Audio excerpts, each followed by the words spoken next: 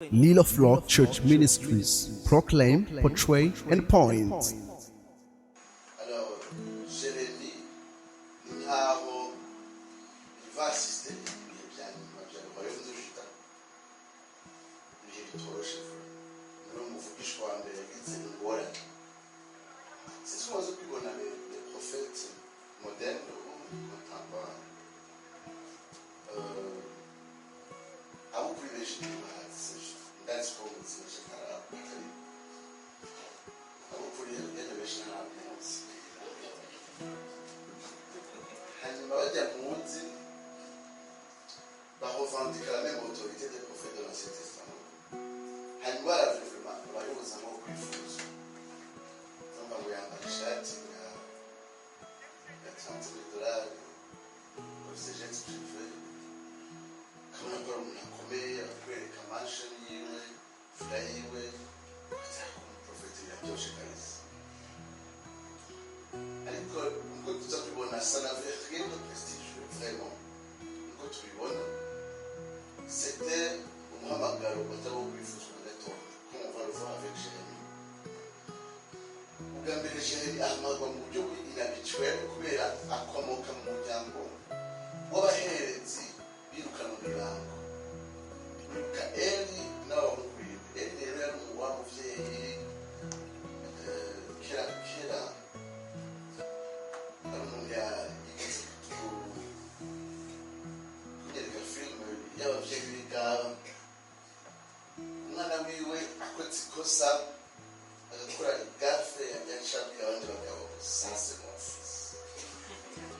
Rero ari umugenzi wanje umupasitori nayo twakoranye yakunda kuvuga ngo usaba n'abandi nkamukabisobanura ngo nta sanse mon fils wabyaye arizo kugira ngo ukoze tutarana kurana cyane kandi nkunda cyane nkaza ndatureka kubera n'umwana w'umugabo twakoranye. Rero Eliya yari sanse mon fils. Baramubwira ati abahungu bawe basambanya abakobwa ku muryango w'ihema ry'ibonaniro. Agaca bahamagara ngo bitire sawa bari bavuga ko yemeye shivyo bakicyo. Rero simana ibyo byitekereza amira ambwira ati usanzwe ukora ihema ry'ibonaniro cyari iteka ridasanzwe. Ambwira ati hazobigire uri wawe yifuza no gukora agatashe kangana gutya ko mu ngoro yanjye abikuye. Alors Abiyatari aragenda nga Dawidi kuva mu muryango wa Eli, mugabo mu mpera z'imyaka ya nyuma ya Dawidi Abiyatari aja mu mugaragarizo hamwe na Adoniya. Yari umuherezi yarazi kw'Imana yatoranije Salomo, mugabo ahitamo gushigikira rebellion ya Adoniya. Hanyuma Salomo agiye ku ngoma aca aramwirukana amubwira ati c'est fini, inzu yawe nzosubira kandi guseva mu buherezi. Aca amwirukana amubwira ngo bari Anatoti. Alors Jérémie avuka Anatoti muri linye ya Abiyatari, abantu birukanwe mu buherezi. Hanyuma ahamagarwa ari muto kuko uravye atangura gukora ku ngoma y'umwami Yosiya. Umwami yazanye ikanguro, mugabo ikanguro ngo tuba tubibona ritari rifise igiti kubera apfa gupfa gusa. Abami bose bakurikiye imbere yiwe ni urukurikirane rw'abami bari gushika Yerusalemu isanganguwe n'urusengero rusanganguwe muri 586. Yeremiya atangura rero gukora ku ngoma y'umwami wa nyuma mwiza y'Ubuyuda Yosiya, mugabo amaherezo aca apfa ngo tuba tubiraba. Agiye gutegera umwami w'Egiputa, yaragiye gufasha Ashuri contre ubwami bwariko buratuka bwa Babuloni. Hanyuma aja kurwanya iyo coalition aronka amanota umwami w'i Babuloni aja gupfira mu kiyaya c'Egiputa. Yeremiya yaranditse rwose cane kuko yavuga ati none Imana ico yica umwami nyene ariko iriko bikora neza. Intango rero y'umuhamagaro kuko yaciye itangura nyuma y'urupfu rwa Yosiya, kandi aba yarafise imyaka mike cane. Aca akora iryo bango kumara imyaka 40. Il a assisté Nebukadineza aza ubwa mbere mu mwaka wa 1905 agatwara ba Daniyeli. Il a ayibonesha amaso Nebukadineza agaruka 500 na sita twarabaye Ezekiyeli gushikaga guturira Yerusalemu n'urusengero 596 gushikaho amasigarira ya Yerusalemu amaze kwica umwitwa Gedaliya abakayuda bari basize ngo asigara araba le petit peuple nabo baca baramwica ko bari bashigikiye Egiputa baca baforsa Yeremiya bamujana muri Egiputa bamuterayo amabuye arapfa. Sinibaza ko ari ijana y'ubuzima twe twakwifuza kuko umurave yabaye mu bihe bitoroshe naho yagize ibango ringana gutyo rirukije novuga ni abantu bonyine bashoboye gukizwa muri iyo minisiteri y'imyaka 20 n'abantu babiri. Umwe ni Baruki yari umusekreteri wiwe, uwundi yari umunyafurika muri Ethiopia. Jérémie chapitre 38 verset 7 jusqu'à 13 muraza kubona ingene ari wagenda gusaba kumwitwa Ebedumeleki yari umunyetiyopiya agenda kuzi kubera ikintu gifunga Jérémie ivyo avuga biva ku Mana gusaba ukure muri icyo kintu ahava apfirayo.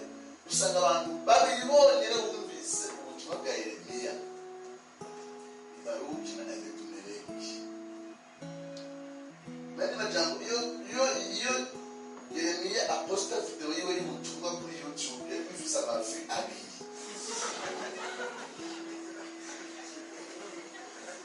Abajya bari murazi amafi bafise.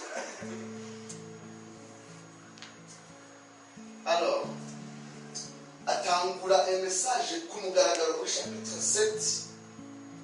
Message tigeze yakirwa. Abantu bavana gatumba muri chapitre 11 nibo batangura gutegura ingene yopfa. Imana imubuza kutarongora kuko yabwati ifo kwerekana niba atakazoza ka Israeli ahari. Rero ndashaka ngurongwe kimwe n'ubundi ntakazoza. Ndashaka abone yuko by'ukuri imbere ari umwijima. Imana imubuza kurongora. Twemera gashaka Imana imubuza kurongora. Yabize kugize ibango rye. Igeze cyokeye. Noshwa kenshi nitwa umuvugishwa w'amarira kandi mu by'ukuri ararira. Amajambo amwe dusoma ukabona ko bisaba utari bumuhororeye aje gutanga ya sermo yiwe tuba dusubiramo le sermon du temple muri chapitre 7 na chapitre 8 sermon yiwe ndende acavuga 18 icoma nkabona uko nomagwa ubabaro umutima wanjye ndende ukiyemo. Hanyuma chapitre 9 verset 1 icoma umutwe wanjye ukuzuramo amazi amaso yanjye akaba isoko y'amosozi kugira ngo namwe ngira ku murango no mu ijoro ndirira abishwe ba wa mukobwa ari wo bwoko bwacu. Sinaza ko ari minisiteri y'ubwifuza cyane ariko no tumwita le prophète arira hari umuntu yavuze ati buriya ahigiye iryo jambo sicyo kintu cya mbere kimukatiriza Jérémie ahubwo ni umuprofeti apersevera naho umenga nta mwimbu naho umenga nta muntu amwumviriza akumasura igeze gufata igitabo ciwe cya mbere baragiturira asubira kandi abwira Baruki asubira kurandika gishasha asubiramo amajambo yayandi.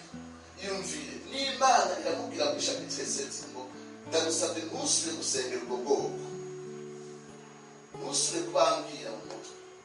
Mugabo abandanya akomeza akabandanya asemerera ahantu umuntu afise ukwihangana na perseverance. Yumvira ko iyo determination ari nayo imukatiriza gusumba ayo marira. Ariko kandi minisitiri irangwa n'umubabaro udasanzwe.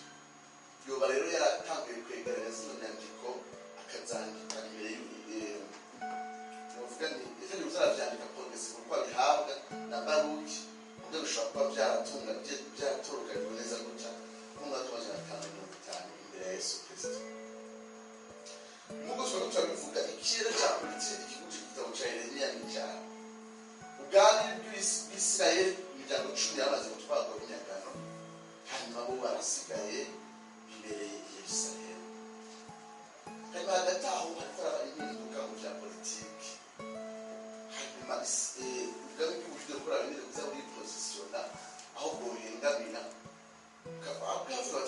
bose abakarudaya basumba ashuri nimba ashuri yaradusize hagatwagwa imiryango 10 kuri bose n'abandi ntacu batotokera bafise une fausse assurance agerageza kuba miganza ngo bakuremo ariko namwe abaranga bavuga ko n'amahoro byose bizogenda neza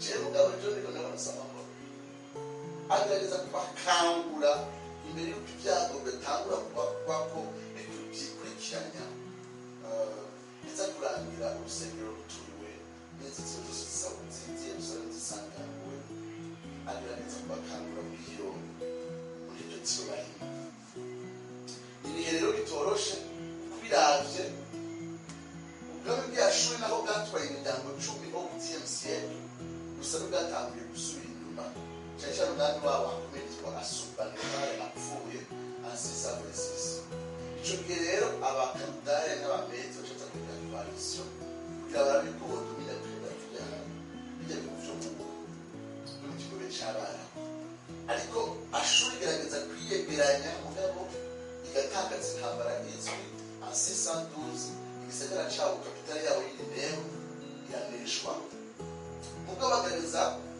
Egiputa kuri tashaka ko bakarudaya batwara kariya gace Egiputa igerageza guhereza inkomezi ashuri kugira barabe ko bokomboza abakarudaya muri izo mvururu za politike abandi b'Ubuyuda bagerageza kubaho ubuhengamira ahandi bashaka guhengamira kuri Egiputa muzobona rero ko hari kwegera n'abandi twumviriza hari amaka abiri na Yerusalemu hari abapro y'ababizi mu Burundi hariho abashigikiye independence immédiate na independence tardive nabo nyine kwaruze hari abantu bashigikiye Egiputa ariko Yeremiya wari waratumviriza nimwemere nishikamire namwe babona alors abanyagihugu bumva umenga Yeremiya sumu patriote ariko bagira ngo bemere kuba aservi baneshwe baje mu buce bwami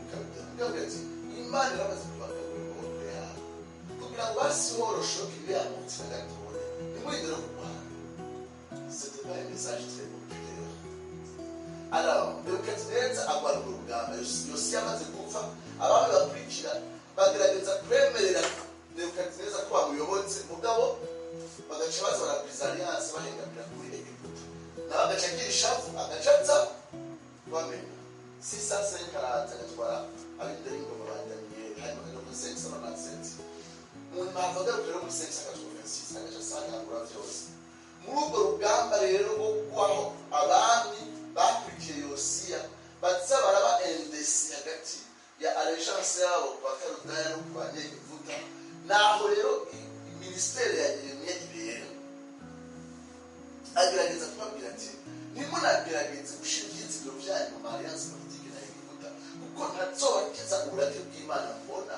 Imana yamaze kudesida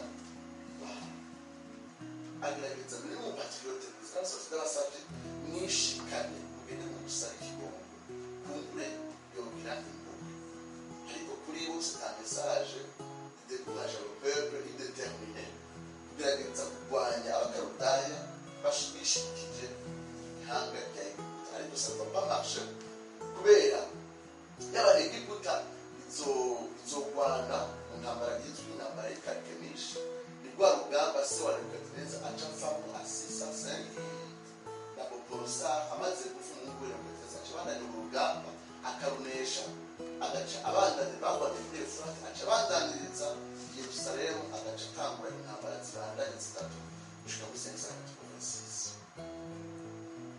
ibi rero bitaba vyoroshe na gatonya ndashaka rero muri urwo rugendo hari ibintu bikomeye tuza kuraba nuko Yeremiya aza twage twavuga icamba cy'isezerano araza gusura kandi kubera ikigenda isezerano Imana yabahaye bari mu nyanza y'ishesi bishasha tuva twigaruka mu mbere ariko pour le moment je travaille discours ya mbere ikomeye Yeremiya akora Yeremiya ari très courageux ahengera abantu baje gusenga ari ibihumbi agacagarara ku muryango akabuza kwinjira akavuga ko urusengero Imana igira rusanga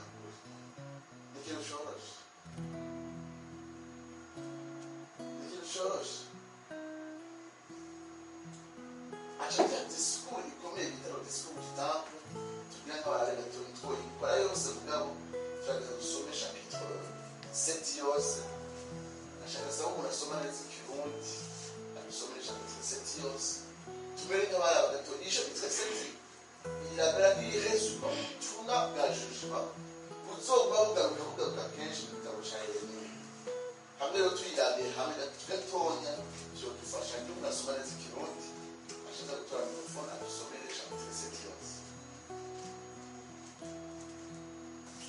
by'abantu banje b'Abisirayeli.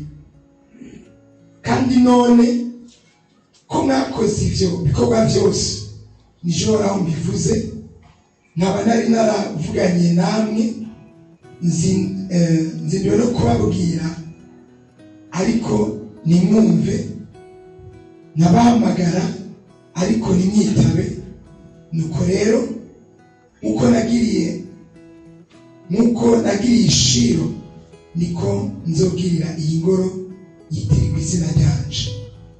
Iyo mwizigira niho hantu nabahaye mwe n'abasogokuruza banyu, kandi nzobahinda mbirukane mu nyonga zanje nk'uko nahinze bene wanyu bose, nibo ruvyaro rwa Efurayimu. nashaka tubwire aho gace gatoya tumaze turabe ibirimo, kuko mu nyuma kuva ku murongo wa 13 Imana ishitangura kumwishura ati none rero nasho gusabira ubu bwoko n'uduti tw'ubasengera. Ariko nibiki avuze aho hejuru mu mirongo ya mbere? Iyi mirongo dusanga Abisirayeli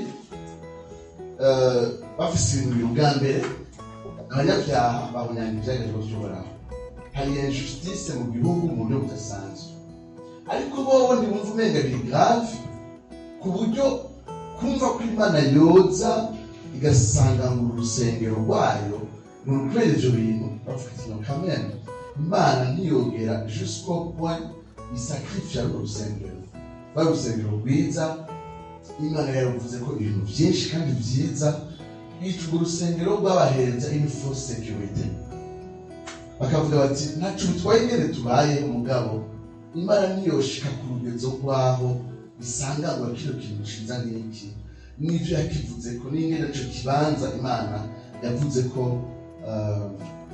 izina ryayo rizokwambarizwamo. Bafise rero ibintu bibiri, n'abanyabyaha mugabo ntibabona gravité y'icaha. Ku rundi ruhande bafise une fausse assurance muri iyi temple. Nivyo bintu bibiri bikomeye bigaragara. Imana ukubadezilizona cyabwira ko by'ukuri ifata usabira ibyaha byabo, mugabo kandi n'ubwo rusengero ariko barirata rudasumba Shilo. Shilo arimo kuri metero nka 30 onoho ya Yerusalemu. Kera Salomo atarubaka urusengero cyari cyo kibanza Imana yatoranije. Tushyire muri Psaume chapitre 78, Psaume 78 verset 60 à 64. Psaume 78 verset 60 à 64 havuga ngo, dore kuri 59, Imana ivyumvise irashavura yanga Abisirayeli urunuka, bituma iheba umugero w'Ishilo, niwo hema yashinze hagati y'abantu. 60, itanga icubahiro cayo mu kijana anyakana. Bashobora kubwira ati n'ubwiza bwayo ngo buje mu maboko y'umwanzi. Imana ikibaza akarero ka Shilo, nimba naheje Shilo yari un lieu de culte idasanzwe kuri jewe, yari un lieu de culte nari natoranije, yari un lieu de culte aho icubahiro cyane cyari identifié n'ico kibanza. Ariko byose nabiyevye hako nihanganira icaha. Ati mwebwe iyo fausse assurance mufise muri temple muyikura hehe? Bari baragiye babonenga kubera ikibanza isemboliza presence y'Imana, kandi ariho icubahiro c'Imana kiriliye n'ubwo rusengero. Ati ko rikose Imana izoproteja ico kibanza. Imana iravuga itazokwezita gukuraho ikintu ca mbere kibahereza une fausse assurance. Imana idufashe. N'amajambo akomeye cyane, kuko umuntu ariko aragerageza kunyiganza abisirayeli bafise une sensibilité spirituelle, agerageza kubanyiganza atera desordre muri temple. Ariko ibintu bikomeye cyane sinzi ko mubibona, y'amajambo Yesu akoresha nawe nyine aje mu rusengero agasanga abo bantu nawe nyine bafise bashize ivyizigiro vyabo mu rusengero. Abafarisayo bari muri hypocrisie, bagerageza kugaragara inyuma nk'abantu beza mugabo imbere ari imva. Abaherezi bakuru baraba iyo temple bahagize ikibanza ca business. Yesu acakoresha y'amajambo nyine dusanga muri chapitre 7 verset 11. None ingoro yanje yitwa izina ryanje mbega ihindutse n'isenga ry'abambuzi mu maso yanyu. Igihe Yesu akora kino gikorwa mu ma evangile agaca asita aya majambo ya Jeremi, iyi discours du temple abo bose bari bayizi. Hano Yesu ahagaze nk'umuprofete ariko aratera akajagari mu rusengero nk'akajagari ariko aratera, hanyuma ariko asita les mêmes paroles Jeremi yavugiye muri temple avuga ati mu by'ukuri hano hantu si ikibanza cya adoration, kuko ndavyo ibyaha byakurekera, ndavyo abantu baza gusenga ingene baba bameze imbere yanje ni isenga ry'abambuzi, ni nyirigara ry'ibisuma. Tubona Yesu aza gupoza le même geste dans le Nouveau Testament kugira yongere akangura abisirayeli ko nabo nyene mu gihe ciwe, ko nabo nyene bahonyanga ivyagezwe vyayo, bahagumana ivyizigiro vyabo mu rusengero. Verset 16, image itagwa kubabwira ingene image ibwireje ingene situation iri très désespérée. Imana igashita kriva ingene hejuru yavuze ivyaha novuga ni bijanye na justice sociale, ariko mu nyuma icyo bijanye na idolatrie. Ingene abisirayeli bose bari sude kwereye ku muvyeyi gushika ku bana, ingene bose bashira ingufu hamwe kugira ngo batere umugongo uhoraho basenge imana itarizo. Imwe muri izo mana zasengwaga yari imana yitwa Moleki. Bari barayishingiye igicaniro kidasanzwe kirekire ku ruzitiro rw'i Yerusalemu ku mwonga bita umwonga wa Bene Hinomu. Iri jambo ry'iki ahameye, ariko mu isezerano rishasha Yesu akoresha ijambo nyene Gehinomu, ariko aravuga le jugement de Dieu. Imana ivuga iti aha nyene mwatangiye ibimazi vya Moleki, nico kiyaya kizokunzwa n'imivyimba yanyu. Iryo jambo rero Gehinomu rihava rikoreshwa muri Nouveau Testament, mugabo Yesu ariko aravuga le jugement yanyuma Imana izogaragaza ku bantu bose bakengereye ivyagezwe vyayo. Reka dusome ku murongo wa 31 jusqu'à la fin. Bashashe ibisezero Itofeti aharabana n'umwunda wa mwene Hinomu ngo baturire abahungu babo n'abakobwa babo mu muriro, babatanze kwishikanwa, ariko ikintu ntabategetse kitigeze no kuza mu mutima wanjye. None rero umve, iminsi ibize n'ibyo urabona bivuze, ntihazoba hacitswa Tofeti canke ngo hitwe umwonga wa mwene Hinomu, ariko hazokwitwa umwonga w'agatikizo, aho niho bazohamba imivyimba, kuko nta kindi kibanza kizoba kigisigaye, kandi imivyimba y'ubwoko izoba inyama z'ibisiga vyo mu kirere n'iz'ibikoko vyo kw'isi, ataho kuvyirukana hariho. Baje mu bisagara vy'Ubuyuda no mu nzira z'i Yerusalemu, nzohamya ijwi ry'ibitwengo n'iry'umunezero, hamwe n'ijwi ry'ubukwe n'iry'umugeni, kuko igihugu kizoba gicitse gusaka. En tout cas, un discours ica kugira un très bon candidat à la mort. Niyo yuguruza ministère yiwe hano mu chapitre 17. Alors tout au long ya Jérémie aguma agaruka kuri ivyo vyaha, agaruka kuri iyo jugement, kandi aza abisubiramwo ku buryo bigoye kugira structure y'igitabo ca Jérémie. Mugabo turashobora ko muri rusange hari ibice bitatu. Chapitre ya mbere chapitre 45 tubona ivyaha vya Yuda hamwe n'urubanza. Twavuze hariho discours ya Yeremiya, le discours du temple, hariho kudenonsa ibijanye no gusengirwamana, hariho kudenonsa ivyaha bikorwa n'abarongozi bitandukanye. Mugabo tugeze chapitre 30 à 33 mugabo muri iyo partie ya chapitre 1 à 45 Imana iracishamo ibijyanye na restauration, iracishamo ibijyanye na restauration. Hanyuma 44 à 45 Imana ikavuga ibizoba mu gihe cy'iherezo ku ngoma ya Mesiya. Ariko naho ayo majambo arimo, ikintu kidomina ayo mashapitre 45 ya mbere ni ibyaha bya Yuda hamwe n'igihano. Mugabo hazaracamo hagati ama-prophétie ya Espérance. Chapitre 46 jusqu'au 51, Yeremia avugishwa contre les nations atari abisirayeli. 46 à 51, avugishwa kuri Egiputa, Abafilisitiya, kuri Damasi, kuri Banyamowabu, ku Bamoni, ku Banyedomu, kuri Hazori, Kedari, Elamu, Babuloni n'ahandi. Chapitre 52 ihera ukuntu n'igitabo gihera ukuntu buriya Jeremiya bigera nka Yesaya, bigera kuri chapitre 52 irimo une image très triste. Et Jérémie a décriva Nebukadineza yaje en 586. Ubuvugishwa nyene bwa Yeremiya yavuze muri chapitre 7 buraba accompli neza muri chapitre 52. Birababaje kubona ibintu wavugishijwe warakoze ikintu cyose cyoshoboka ngo ntibibe, hanyuma Imana ikakureka ukaho ukabonesha amaso. Nivyo rero bari baradekriva aho atangwa kwitanamurira kuri Muzu akabira Yerusalemu mu gitabo tuzi nk'igitabo cyo gucura intimba. Imana idufashe cyane.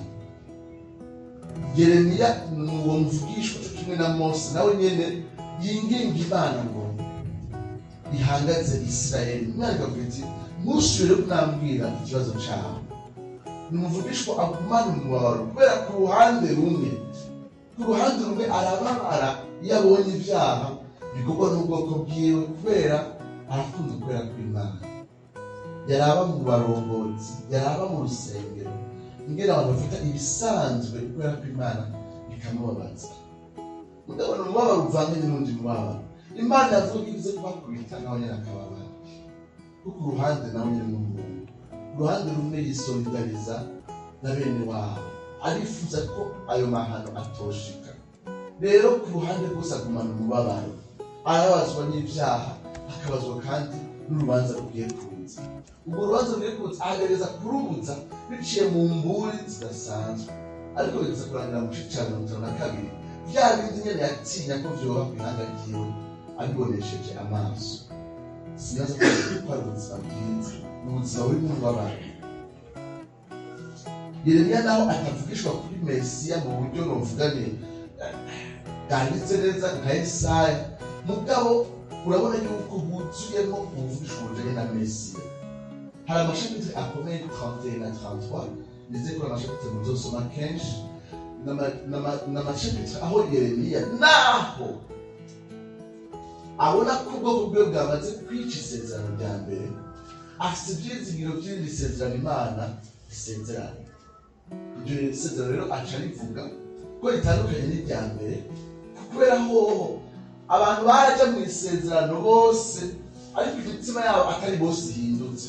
Ariko irya kabiri avuga ko abaririmo bose bazoba bakebwe ibyina mu mitima na mpemu yera, ivyagizwe bikandikwa mu mitima yabo.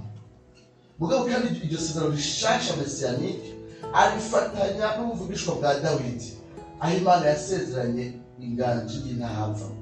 Rero isezerano ry'amaraso ya Yesu Kristo n'isezerano ry'inganji rya Dawidi n'amasezerano afatanye. Murabona agerageza gukora n'ibyo Yesaya akora, mugabo wewe akurikirana akagozi k'isezerano.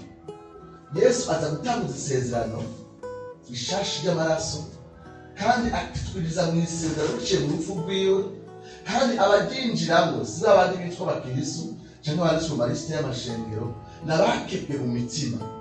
Hanyuma abo bantu bahinduka umushuzo w'ubwami bw'Imana mw'isi, gushigiye Yesu Kristo azogarukira akagaragaza inganji yiwe y'amahoro ku isi yose. Yeremiya niwe muntu wa mbere afatanya alliance davidique na alliance messianique. Turashobora kubisoma mirongo mikenya, Jérémie 31. Il y a Jérémie 31. ehe iminsi igirize n'ibyo uhoraho ndabivuze, aho nzosezerana isezerano rishasha n'umuryango wa Isirayeli n'umuryango wa Yuda, bidahwanye n'isezerano nasezeranye na ba sekuruza ku munsi nabafata ukuboko nkabakura mu gihugu cya Egiputa, kandi iryo sezerano rero bararyishe naho nari shebuja, jewe uhoraho ndabivuze. Ariko iri ni ryo sezerano n'umuryango wa Isirayeli n'umuryango wa Isirayeli, hanyuma y'iyo minsi jewe uhoraho ndabivuze, nzoshira ibyagizo byanje imbere muri bo no mu mitima yabo, niyo nzovyandika, nanjye nzobabera Imana, nabo bazoba abantu banje. Amen. Kandi bazobacigisha umuntu wese yigishe mugenzi we, cyangwa yigisha uwavuga ati menya uhoraho, uko bose bazonyimenyera uhereye ku uciye bugufi ugashitsa ku uhambaye, jewe uhoraho ndabivuze. Twazi ko ubuvugishwa buca buba reprise n'umwanditsi w'ibitabo c'Abaheburayo muri chapitre 10, asubiramo buri buvugishwa akavuga ingene bushitswa muri Yesu Kristo. Aja muri chapitre 10 verset 15. Kandi namwe muyera niwe cawura kidushinga intahe y'ivyo, amaze kuvuga ati iri niyo sezerano nzosezerana nabo hanyuma y'iyo minsi, jewe uhoraho ndabivuze, nzoshira ibyagizo byanje mu mitima yabo no mu bwenge bwabo, kandi niho nzovyandika. Arongera ati kandi ibyaha byabo n'ugabitanya kwabo sinzovyibuka ukundi. Amen. Yeremiya acerekana imigenderanire iri hagati y'iyo sezerano hamwe n'isezerano rya Dawidi ryo mu chapitre 33 verset 19. 33 verset 19. Maze ijambo ry'uhoraho riza kuri Yeremiya riti, ukuri k'uhoraho avuze, namba mwoshobora guhindura isezerano ryanje ryashinze umurango ko ubaho, n'isezerano ryanje ryashinze ijoro ko ribaho, ngo umurango n'ijoro ntibikura mu bihe byavyo, niho n'isezerano ryanje nasezerera Dawidi umusavyi wanje ryohindurwa, akabura umwana wo kumusubirira ku ntebe yiwe y'ubwami, hamwe n'iryo nasezeranye n'Abalewi abaherezi banje bankorera.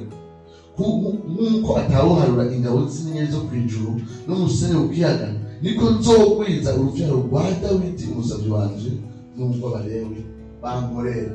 Biramuca muvyibuka Petero ariko aravuga, yandikira abera basabagiye mu bwami bwose bw'Abaromani batari n'Abayahudi, abandikira avuga ati, ariko mweho muri ubwoko bwatoranijwe, mutoranirije kuba abami n'abaherezi, abantu bashize ku ruhande kugira ngo bankorere nk'Abalewi bamamaze ishimwe ry'abahamagaye. Hanyuma yerekana ingene Kristo biciye muri abo bantu aganje, kandi azonagara kugaragaza inganjiro mu buryo bwuzuye mu bihe vya nyuma.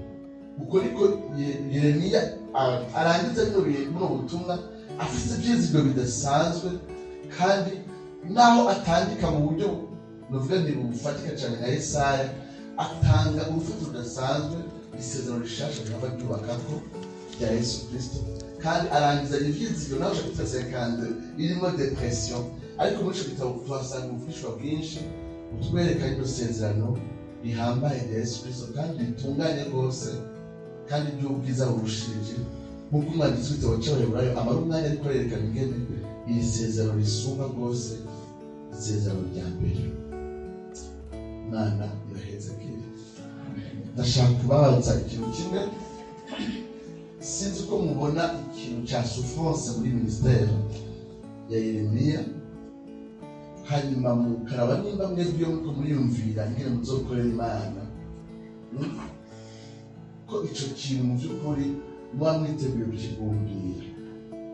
Kubera ubundi abantu bose babwiye ngo ubona gute gukorera Imana, ahubwo ati je n'ukuri baramvugishijwe kuri kwemwe, nzovuma mu ndege nzunguruka njya mu mahoteli ya 5 star, hanyuma nyene narezwe n'abazungu bose ariko baranyumviriza bahoze, hanyuma barabona ibifaranga vyinshi garukana muri Afrika, ndagura n'uruduga runini rwiza.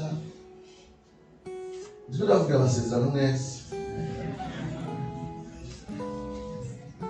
ariko iri bango rifatanye n'umubabaro rya Yeremiya ni ikintu dukwiriye kwiyumvira. Mu by'ukuri bwa mbere na mbere uyu mubabaro wa Yeremiya ni igitutu cy'ibango rya Yesu Kristo ry'umubabaro. Yesaya yereka iby'ibango rya Mesiya avuga ati, yari azi intimba icyo ari cyo. Yari umuntu w'akabonge. Ako kabonge gahagaze kuri resistance, kuri impopularité. Yesu ntiyigeze aba populaire. Mwebwe muvuga ngo yari populaire kubera hari abantu 5,000 yagaburira. Ubwo Yesu yari aba populaire i Galilaya n'i Kaperinaumu, yashika muri kapitale nta muntu n'umwe yamwereka. Abaherezi bakuru ntibamwereka, abayobozi ntibamwereka.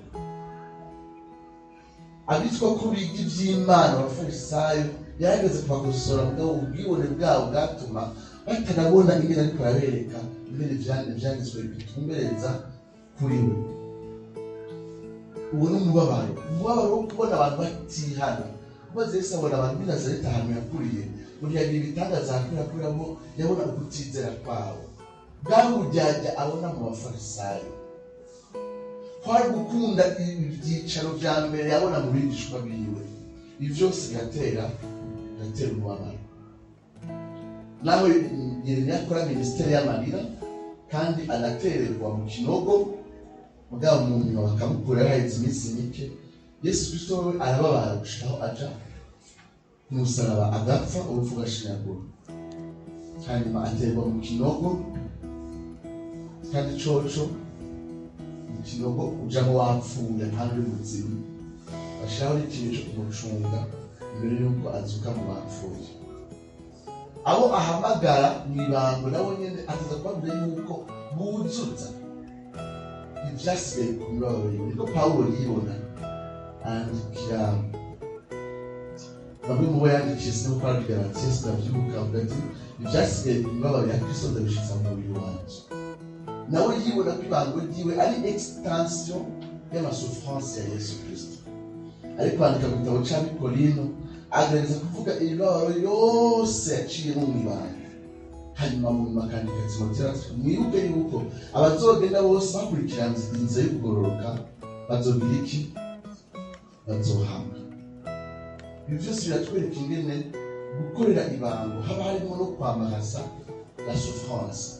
Ariko inyigisho zihari n'amamuvima ahari agenda arakura ico gicapo bijanye n'ibango. Ari nayo mpamvu abantu baba bitwaririza ingene bakorera Imana, kandi baba biteguye kwakira ubuvugishwa bwose babwira ibiryoshe n'ibitari mu mubabaro. Ariko sinibaza ko bizokoroha. Imana itubwira ngo tumusange inyuma y'irembo utwikoreye ubucokorwa kwacu. Igitabo c'Abaheburayo kitubwira ngo tumusange inyuma y'irembo twikoreye ubucokorwa bw'agacokoro.